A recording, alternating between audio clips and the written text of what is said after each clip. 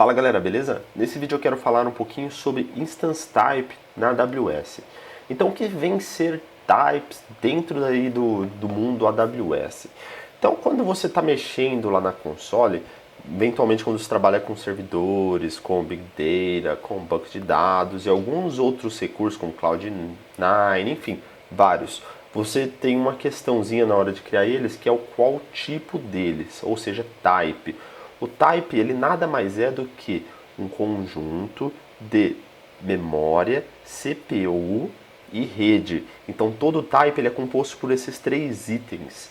Então você precisa ter uma ideia de qual a sua aplicação, de qual a necessidade dela, de quanto de memória você vai precisar para selecionar o type correto e desta forma você ter aí a performance esperada para a sua aplicação. Mas o que acontece? Entre os types, eles possuem famílias diferentes. O que isso quer dizer?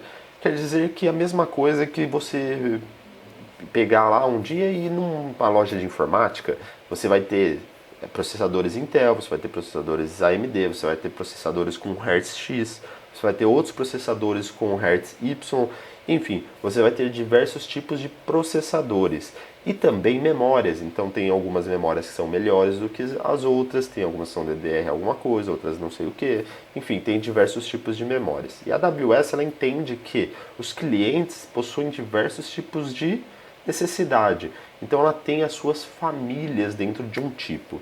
Então eu estou até com a página da AWS aberta aqui, onde fala um pouquinho, bem breve sobre isso daí. Então nós temos diversos tipos de família. Tem a T, a M, tem algumas outras, mas essas daqui que eu estou mostrando são todas de uso geral. Então vou falar só dos tipos. Então tem algumas que são mais focos em uso geral, ou seja, atende quase todo mundo. Se você até olhar nesse site aqui, ó, que é o Instance-Types, ele mostra para você, então se você... A1, o que tem aqui de bom nela? T3, o que tem de bom nela? Então ele fala qual é o processador, fala todas as especificações técnicas de cada uma das famílias. Por exemplo, essa daqui, ó, é esse o processador, blá blá blá blá blá. Então essas é de uso geral. Tem algumas otimizadas para computação, onde é esperado que você tenha uma performance maior da CPU. Tem outras que são mais focadas em memórias, que são todas as famílias. Note que tem bastante família. Tem uma de computação acelerada, tem algumas otimizadas para armazenamento, então ela vai te garantir aí um I/O com mais qualidade do que as outras. Tem também algumas aqui não, na verdade nem tem mais, né? Aqui é só falando um pouquinho sobre elas, como você faz a medida, tudo mais, enfim. Então são esses os tipos, são 1, 2, 3, 4, 5 tipos. Essas são as letras, além das letras tem um número. Então dentro de uma, vou para uso geral que é mais fácil. Então dentro de uma T2, por exemplo, ele tem diversos tipos, tem a nano, a micro, a small, a medium, a large, x-large, e note que a CPU ela altera de acordo com o tipo, né? De acordo com o tamanho dela. Então aqui começa a ficar um pouco difícil, porque vamos supor, você fala assim, olha, eu quero uma máquina com 2 de CPU e 8 de memória, mas eu não sei muito bem qual que é a necessidade da aplicação. Então eu vou tentar alguma delas. Aí onde você compara quais são todas as opções? É difícil, você não consegue comparar isso de forma muito fácil. Então tem um outro site que não tem nada a ver com a AWS, que é esse ec2instance.info, que ele fala um pouquinho mais de todas elas. Então ele roda diariamente, tem um projeto no Git, ó, inclusive ele rodou ontem a última vez. Então tem um projeto no Git que é mantido, eles executam isso. Então vamos supor, no exemplo que eu falei, eu acho que eu falei 2 de CPU e 8 de memória. Então se colocar 8 de memória, ele vai mostrar todas as possibilidades. Só tem um problema aqui na busca, ele acha tudo que tem o número 2, tá? Então tem que fazer um sort aqui. Fiz o sort, então ele me mostrou. Com essa capacidade eu tenho a T2, a M4, tenho o M5 AD. Então aqui, olha, eu poderia ver minhas opções e analisar qual é a melhor para mim. E o que eu gosto deles é que eles mostram mais informações. Não só essas que aparecem aqui por padrão, mas se você clicar aqui ó, em colunas, ele vai mostrar outras informações que você possa ter interesse, como por exemplo o gigahertz. Então já teve uma vez que eu tive uma aplicação que me disseram assim, ó, ela precisa de alta capacidade de processamento. Então ela assim, não precisa de muito processador, porque ela não trabalha com multiprocessamento, né, na verdade, e porém ela precisa de um processador com muito processamento, né, tipo que ele aguente bastante, que ele tenha mais hertz por segundo, enfim, que ele tenha mais capacidade de executar atividades. Então eu abri isso daqui e eu olhei por hertz qual era melhor. Então dentro daquele cenário tinha uma opção que era melhor. Dentro desse cenário, por exemplo, eu poderia dizer que a minha melhor delas é essa aqui, ó, T2 Large.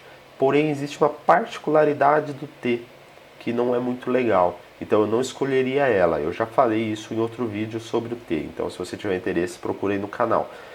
Agora aqui, olha, eu poderia procurar entre as outras opções. Eu poderia talvez ir para essa, ó, M5D.large. Acho que é a mais interessante. Mas qual é o outro fator que você precisa se preocupar aqui? É com o fator preço. Então todos os tipos e tamanhos têm o seu preço. Então elas têm a mesma quantidade de CPU, a mesma quantidade de memória, porém a CPU, ó, o preço delas é diferente, tá pessoal? Então se eu jogar aqui pro ladinho, eu consigo ter uma ideia. Por que uma ideia? Não dá para ter um valor fixo porque ele altera bastante de acordo com o seu tipo de sistema operacional. Aqui é para uma estimativa. Então vou jogar um pouquinho para o lado e ele mostra, olha, qual é o valor de todas elas. Então tem algumas que são quase aí 1 centavo, como por exemplo a T2, ela é 1 centavo praticamente. E temos outras que já são 10 centavos. Não, na verdade aqui é quase 10 centavos, né? E essa daqui já é 10 centavos. Aí tem uma de 13 cents. Eu falo centavos, mas na verdade é cents, porque é tudo em dólar na AWS. Então aqui você consegue comparar os preços. Então eu estou falando de Linux on Demand, daí tem as reservadas, tem Windows, tem diversos tipos de Windows. Você consegue habilitar mais colunas, se eu não me engano, por aqui, ó. No custo, aqui você consegue ter umas outras ideias da parte reservada. E aqui também tem mais informações. Aqui, ó, de Windows SQL, Linux com SQL, enfim, tem diversas opções. Se for SUSE, que você paga por licença, se for Red Hat, você também paga por licença, então o preço é superior. Então você clica aqui, ativa, e ele mostra para você qual é o preço. Então, pessoal, tem um último detalhe que eu gostaria de falar, que é algo muito importante que passa batido por muitos. Quando nós falamos de processador, né, processamento, memória, a primeira coisa que vem na nossa cabeça é CPU e memória, né?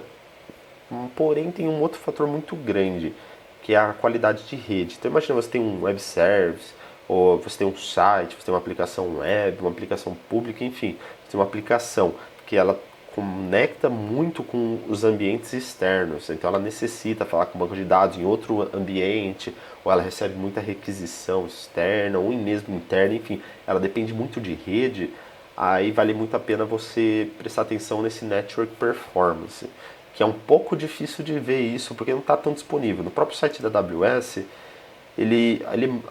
que agora, às vezes ele mostra, depende de onde você vai, ele não mostra muito bem, fica um pouco confuso quanto de rede ele realmente tem. Porém aqui, ó, ele já mostra de forma um pouco mais simples e você consegue comparar um do outro. Então se for uma aplicação que exige bastante rede, vale mais a pena, olha, entre essas duas, que ela vai até 25 gigabits, que é muito superior às outras. Já o tipo T, ela é de baixo a moderado a performance, eles nem falam quanto gigabit, mas vai ser aí uma performance baixa a moderada. Aí tem uma outra aqui que está moderada, que é a M, né, que é mediana. Então a M é apenas moderado, mas não quer dizer muito. Mas as outras, ó, já é até 10 gigabit, tem algumas até 25 gigabit. Então note que isso é extremamente importante no ambiente, principalmente em ambientes que você tem aplicação que conecta com o mundo exterior, tá? Então é isso aí, pessoal, é isso que eu tinha para falar de Instance Type. Mantenha em mente que temos 3 fatores: rede, CPU, memória.